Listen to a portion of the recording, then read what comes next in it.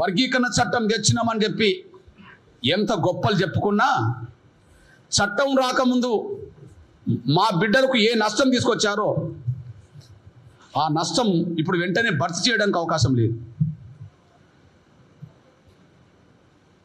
ఇప్పుడు ఉత్త చట్టం మా చేతిలో పెట్టి ఉద్యోగాలన్నీ వాళ్ళకి ఇంతకుముందే ఇస్తే ఇప్పుడు ఆ చట్టం ఇప్పుడు ఏ ఉద్యోగాలు ఇవ్వాలి?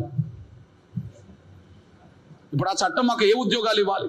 ఈ నేపథ్యంలో ఒక విషయాన్ని గుర్తు చేస్తున్నాను నేను. ముఖ్యమంత్రి ఇచ్చిన మాట తప్పుకున్నాడు. ప్రభుత్వం తీసుకున్న నిర్ణయాన్ని విస్మరించారు.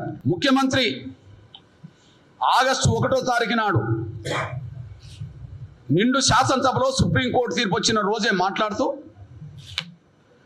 గత నోటిఫికేషన్లు కూడా వర్గీకరణ వర్తింపజేస్తాము అని అన్నాడు. గత నోటిఫికేషన్లకు వర్గీకరణ వర్తింపజేయకుండానే వర్గీకరణ చట్టం రాకముందే